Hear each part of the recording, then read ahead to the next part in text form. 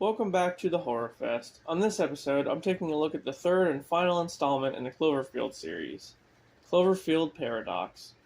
Well, technically, it wasn't always a Cloverfield movie. This movie and the last one, 10 Cloverfield Lane, had both of their scripts altered to relate to the first movie. But other than the mention of aliens like here and there, honestly, the three films have nothing to do with each other. Anyway, let's get into it. In 2028, Earth's going through a global energy crisis. Space agencies around the world band together as they're about to test out a new particle accelerator aboard a space station called Cloverfield. Yep, there it is, the tie-in. The space station is named Cloverfield. Just like the street from the previous movie just so happened to be called Cloverfield, and how Central Park in the first movie was renamed Cloverfield. Yeah, I don't know. Anyway, conspiracy theorists are pretty sure it's a bad idea to turn the machine on, as there's a possibility of it opening portals to parallel universes, unleashing unknown horrors on the world. The astronauts aboard the space station are from all different backgrounds and parts of the world. They try to activate the particle accelerator, but for some reason it's unsuccessful for 2 years straight. Did they not give them an instruction manual or something? Or at least train them on how to use it? I guess not. Then, eventually, they finally get it to activate, causing a power surge on the station. They restore the power, but everything seems off. They lose their view of Earth, and they find a girl inside the wall named Mina. It's pretty weird. She's tangled up in all these wires behind a panel, and she looks to be fused with some of them. I don't know. How long has she been in there?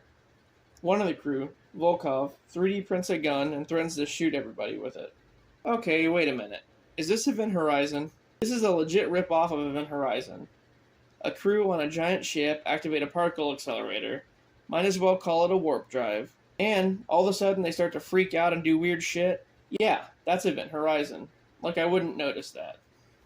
Anyway, the dude who 3D prints a gun starts to have a seizure and dies, puking up a bunch of earthworms. How did they get in there? Did he get hungry?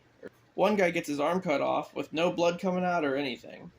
Then, the whole crew accuses the German crew member of being a spy sent to make sure the machine didn't get activated. Well, it's a little too late for that one, buddy. Oh yeah, and the guy's severed arm starts walking around like it's the Thing from fucking Addams Family. So what even is this movie? What's happening? They start to realize that they're in a paradox of sorts, because they learn through communications that the Cloverfield was destroyed and fell to Earth 2 days ago. Yet, they're still on it in space. They all determine that they're now in a parallel dimension, which they hope to reverse by reactivating the Cloverfield. Yeah, no, please don't touch it again. And they turn it back on. Well, not yet. First, more of the crew die. One chick gets frozen in a tank of water. One guy gets blown up. Meanwhile, on Earth, Michael, the husband of one of the crew members, sees a giant monster in the background, and chaos ensues all around him. Really? So they're just going to throw a silhouette of the alien in the background and try to make this movie tie into Cloverfield? Stop. Just stop. It has nothing to do with Cloverfield. Just deal with it. Anyway, Michael stumbles upon Molly, a little girl just wandering around. He takes her to a bunker for safety, and no, before you say anything, it's not Howard's bunker from the previous movie. That would be way too convenient. I mean, they never discussed who the ring belonged to in the previous movie, but they kept saying something about Howard's daughter. They never mentioned the name Molly. So, no, it's probably not her. As the remaining crew is about to reactivate the machine, Mina, the one they found in the wall, starts killing everyone, saying the station has to stay in her universe to keep the Cloverfield there. Just then, Ava, basically the main character of the movie, shoots out a window, sucking Mina into space. Hold on a second. Didn't that happen in Event Horizon? Come on, guys. I'm just saying. Try better. So, her and another crew member activate the machine again and reverse the paradox. Then they take an evacuation pod back to Earth.